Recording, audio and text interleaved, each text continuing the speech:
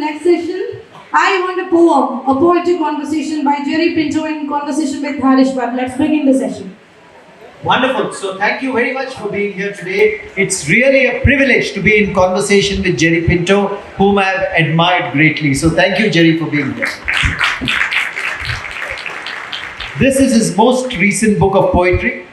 And I'm going to actually ask Jerry, a session of poetry should be about poetry. So I'm going to ask Jerry, will you read out the title poem for us, I Want a Poem? Thank you all very much. Asylum began with the poem.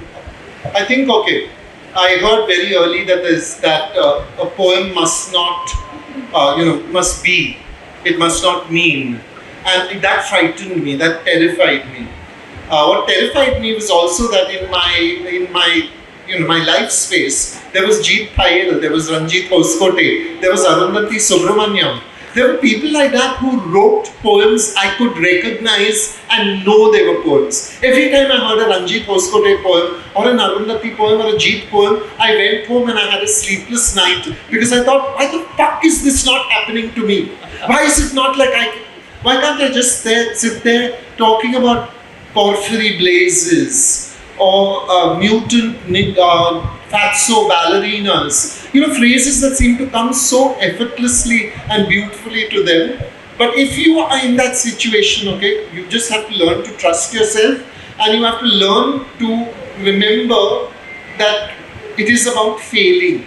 It is about failing more than it is about succeeding. Because the joy of trying to make poetry is that it is about making. So that in that moment of words, right, and language, what you are doing is smearing and experiencing words in a way that nothing else allows you to do. Nothing allows you to do that, to get so intimate with language, because you're actually trying to unmake and then remake. You're trying to do things to language. You're trying to seduce language, because language somewhere, sometime, at some moment seduced you. Okay? So that's kind of like the reason why I do poetry. I wish, and there's Ranjit and Jeet both here, man, seriously. I'm beginning to get like nightmares, but well, fuck off you too. I'll just do my stuff still. Okay? In the best possible way. Meaning, may you have lots of sex. I want a poem. Damn. Page 43.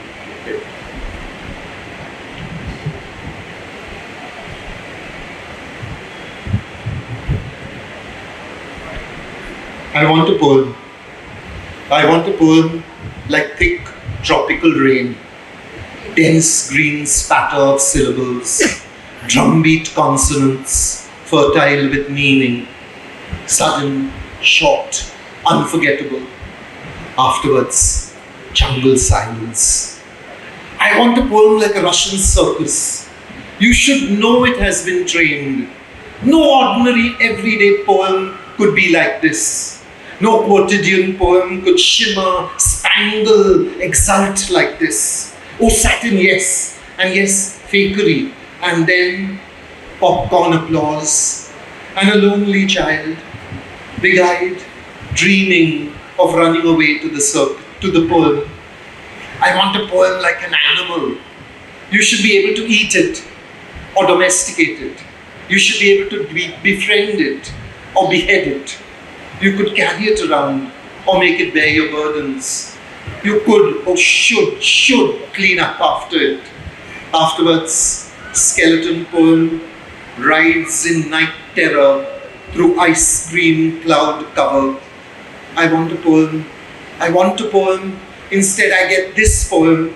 A poem of clanking wants, like a pile of bhandi bartan going over a waterfall in a barrel. A poem of whispering needs, like a tree whose branches scrape plea bargains from the pavement as it is dragged to the fire. I want a poem like a chorus of angels, a chamber of horrors, a blockbuster film, a sexcapade with candle wax, a contessa in a fountain, an anaconda adventure, but above all, I want a poem. Jerry, my question to you, that was beautiful. What made you write a poem like that? What was going through your mind? Okay, sorry, I feel constrained by chairs. Okay, one of the nightmares that I have recurrently is that there will be a day when there is nothing to say, that you'll have run out of things to say, and this is so much a part of my like I think at least I drag around a pile of fears, and one of these fears is that there will one day be silence. That I will go into my mind, and instead of the jabber and chatter and the full on circus that I've so enjoyed inside my head, there'll be just silence. And this poem was kind of like my prayer. It's my address to the universe, saying, at any point, yeah, give me something to say. Give me something, some, because I think also we forget, because we've been given so much, the ability to say things and to communicate, we forget what a privilege it is. I am so privileged by you sitting here, giving me your time and attention. Thank you very much for that. That you are listening while I am speaking. I should never forget that. And I want a poem as my way of saying to the universe, at some point, give me a poem. What a beautiful invocation, ladies and gentlemen. What a beautiful thought behind that. But I want to ask you, Jerry, very quickly, and I'm going to stand as well. I'm going to stand as well. So we'll do the first panel discussion on poetry standing. And my question to you is, a lot of your poems have to do with the isolation, with solace, with silence, with meaning. More than happiness and joy. Why do you choose these desolate spaces? Why do you traverse them? Okay, two things. One is that I think, I feel that there is a public Jerry. This is the public Jerry that has come here and is doing this and feels that, like chose to wear a red kurta because this is Kerala, and Kerala needs red. Okay, that's my feeling. Right? So there's one Jerry like that, and there's another Jerry that sits and writes poetry, and he's got bruises. The bruises are life. Okay, none of them. I look at each one of the bruises, and I do not think I'm sorry this happened. I'm not happy it happened, but I'm okay. I'm accepting those bruises because each of those bruises means something. It means that I tried. It means that I threw myself into love and received a no. So that's like a door slammed in your face. But you said, may I? Okay. So each of those bruises is important to me. And sometimes from those bruises, a flower blossoms. And when the flower blossoms, that can become a poem. And sometimes it becomes complete nonsense also, self-pitying, gunk, but a diary entry. There are lots of things that can come out of bruises, but really what comes out of bruises sometimes is a poem, and that is why we accept them, right? Well, what a nice statement. Sometimes out of those bruises blossoms a flower and blossoms a poem. I hope it happens to all of us in our lives. Jerry, beautiful phrases in your poems. The sedation of tea. And I'm reading out from these books. A powdery cheek at a funeral. Lord of the linear narrative. Such beautiful phrases peppered across your poetry. How do you find the perfect word or phrase? At one point long ago, Ranjit and I were traveling in a train, and he told me about a notebook that he keeps. And in his beautiful handwriting, he notes down phrases that occur to him. And these phrases are his beej poems, his seed poems. They, like he opens the book later, and suddenly out of that one, a poem, Porphyry blazes into the sunset, and he has another like big, huge poem. So I thought, okay, that's an idea, and I started doing the phrases myself, and the phrases remained phrases. Like they never went anywhere. If I took a phrase and I tried to make a poem out of it, they just became like clunky wonky, tunky monkey, like there was nothing in them. It was just like, and eventually I would look at the poem and say, I know you phrase, you were the problem. If you hadn't occurred to me, I would not have been doing this nonsense. So after that, I just gave up the phrase book, the idea of the phrase book, and then I began to work with just doing my poem. Like I do a poem.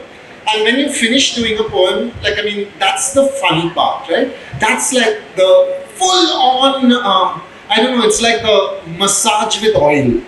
But now, suddenly after that, you have to settle down and you have to cook your poem, which means you have to address your poem and say, why do you have not the trace of rhythm there? Why is every single line in this something that you heard in another poem? What is going on? Work with your material. Then that is the time at which I grab my poem and I sort of like work on it.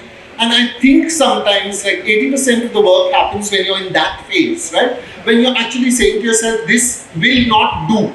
This is not how it is to happen. So you work and you work and you work, and then sometimes a sedation of tea happens and you sit back and think, this is why I do this stuff. Wow. You know, Wow. Wonderful. Wonderful.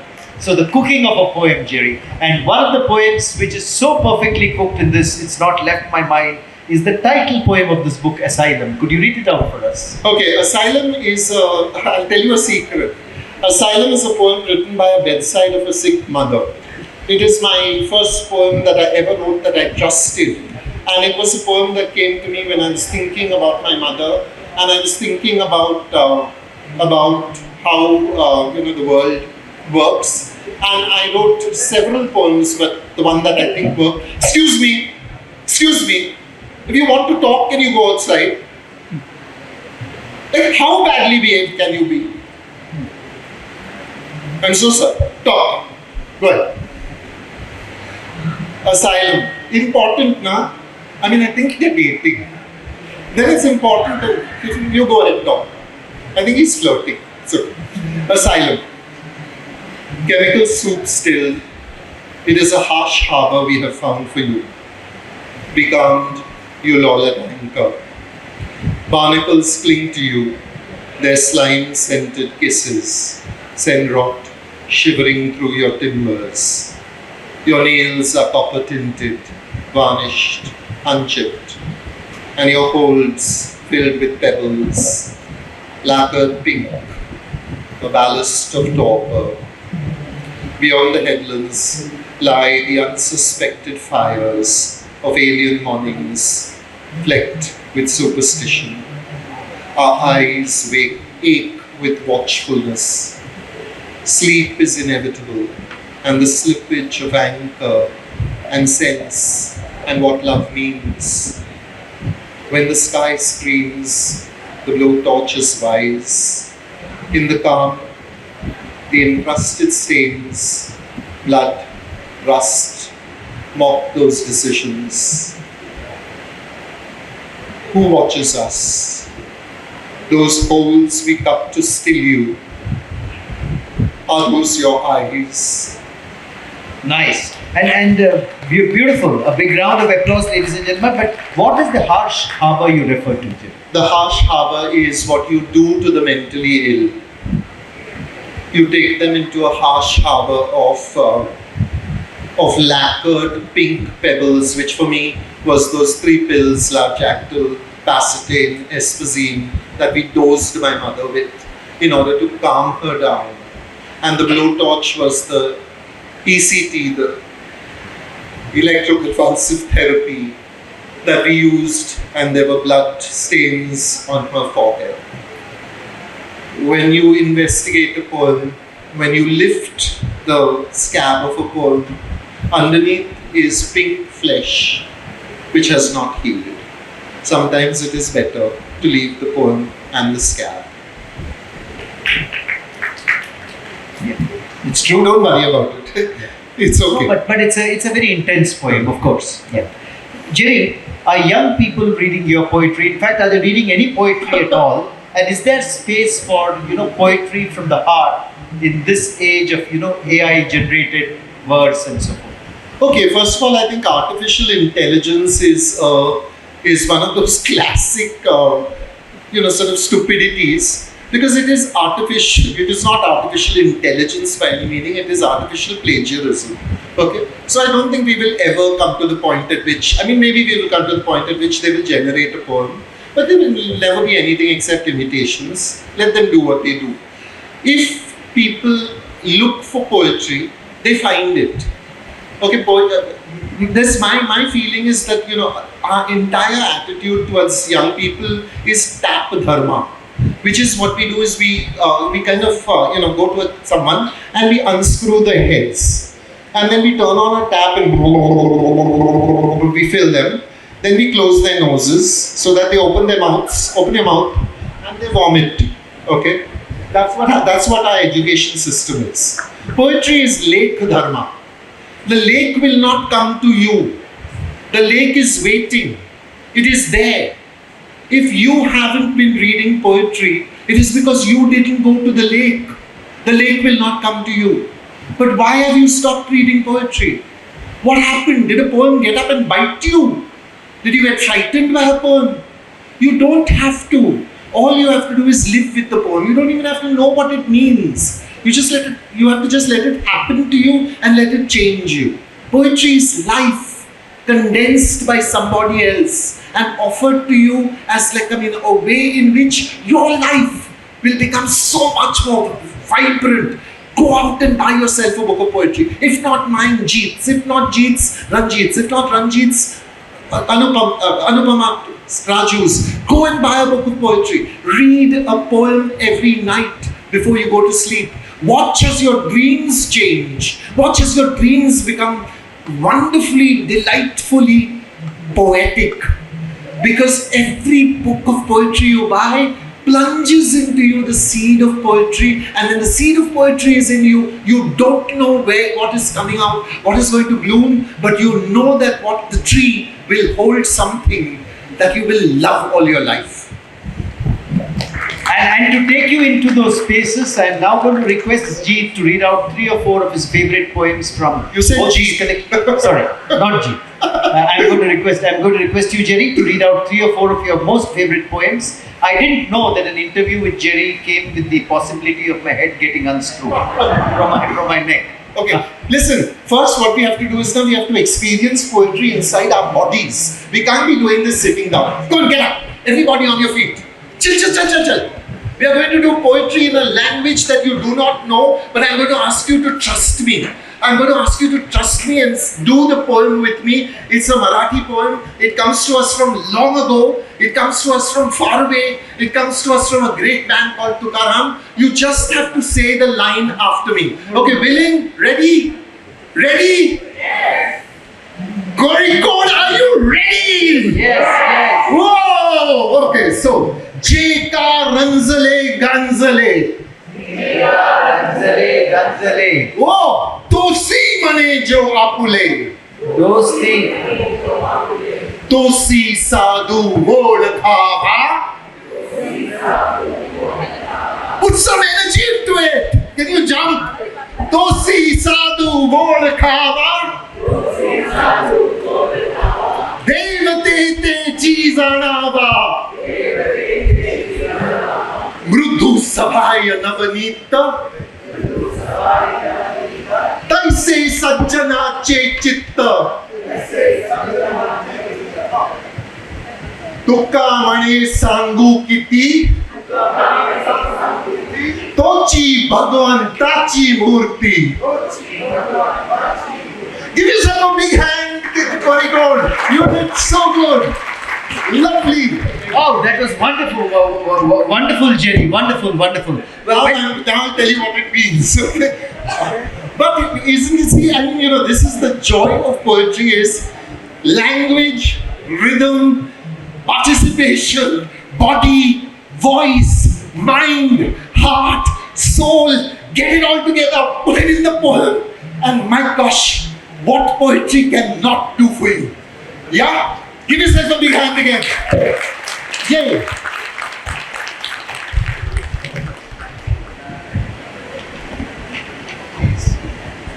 Please. 9 minutes.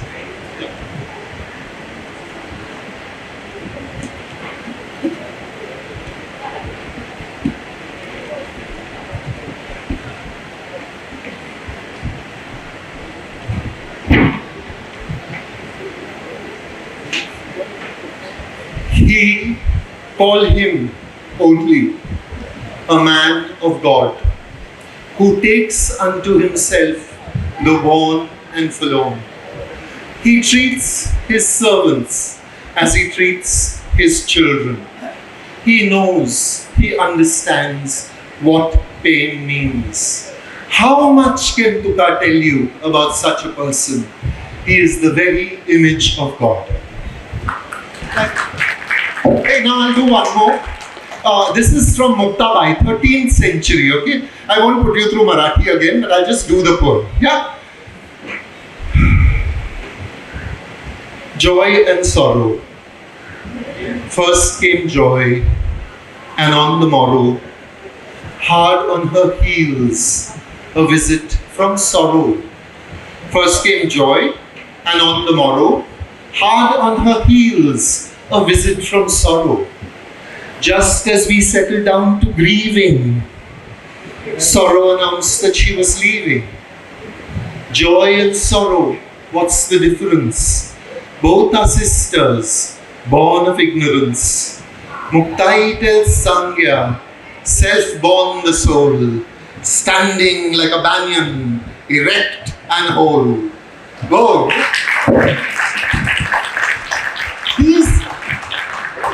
All these are in a book called The Ant Who Swallowed the Sun, and they are such wonderful women. Okay, in the sense of, like doing poetry and doing translation, the worst possible job, the most difficult job. Ranjit knows this with Mir Taki Mir and with Lalla. And he's going to do Mir Taki Mir tomorrow, you must attend. Because it will be an experience, not me experience, him experience. But his experience is great as well. Okay, now fundamentally, like doing a poem is really difficult, but the challenge is so lovely and so wonderful that you just want to do it.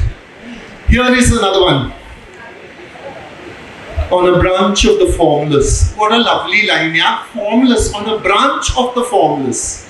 On a branch of the formless, a cradle is tied, and Muktai's son is sleeping inside. Sleep, sleep, little one, no words are needed. That one hand clapping can go unheeded. There's no sleep now, so why talk of waking? Just this alertness, this awareness breaking. This state has no name, but it lets you see. Turn your eye inwards. Now you float free. In this cradle you've spun. Now drift at your ease. Rocked by the wind, still tied to the breeze. 6 hours of rocking, his gaze still steady. Muktai tells Sangya, wake, listen, be ready.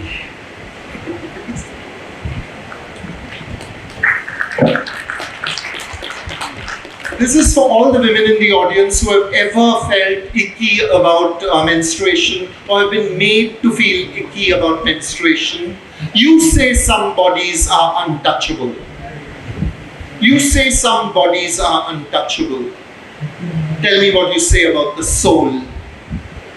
You say defilement is born in the body. If menstrual blood makes me impure, tell me, who was not born of that blood? This blood of mine fertilizes the world. Tell me, who has not sprung from this source? Sohera says, this impurity is the cornerstone of your world. That's why I praise only Panduranga, who lives in everybody, pure, impure. And the last one that I don't know how much time I have, but okay, this is how they generally sing it. Which means, Khande, I will sacrifice a ram for you. Okay? I will kill a ram and offer it to you. Khande Raya, what if I offer you a ram? Would you be kind and kill my man? When my man's gone, I'll tafo. And then, please kill my mother-in-law. When she's dead, I'll get some rest. My father-in-law, Take him next. With him dead, I'll get some peace. My brother-in-law, give him surcease. Now that death would give me bliss. My sister-in-law is next on the list. Her death would finally set me free to walk with you as a Varkari. Jani says, Khande, kill them one by one and let me stay by your feet alone. Wow. Of these women. So we have just 3 minutes to go, and I'm going to request if there are any questions from the audience for Jerry, please put up your hands and there'll be a mic which reaches you. Or otherwise I can just do a last poem and we can all go Yeah. home. Last poem? Yeah, last poem. What question, Beston? Okay, since we had a fairly prayerful afternoon, I'm going to do the last poem, which is the first poem of my book. It's called Prayer. Lord of the linear narrative, show me the point at which I should begin. Stop me when I have said as much as I should. Sorry, that was God stopping me. Sorry, I couldn't resist. Yeah. Lord of the linear narrative, show me the point at which I should begin. Stop me when I have said as much as I should. Regulate my voice. I boom too much, and my whispers are shrill. Feed me words on those long, slow afternoons. Allow me the grace of serendipity to find lost continents on my tongue. Give me the gift of silence, and then set me adrift. Thank you all very much. You've been a great audience. Books available for sale. Buy them and make me happy. Yes, we are out of time, I agree. So he says no time for questions. No time.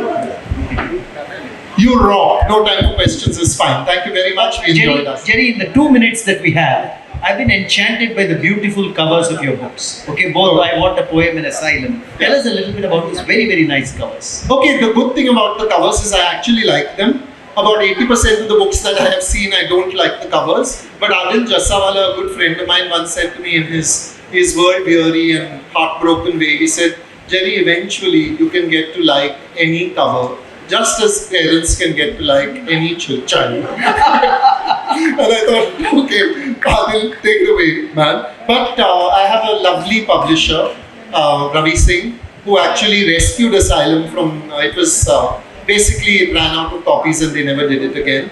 And he agreed to print I Want a Poem as well, and they came out at the same time. And they look so beautiful together that I feel you should buy them together as well. Hint, hint. So big round of applause, ladies and gentlemen. Thank you, Jerry, for a wonderful, wonderful afternoon. Thank you, Dignity, for your words.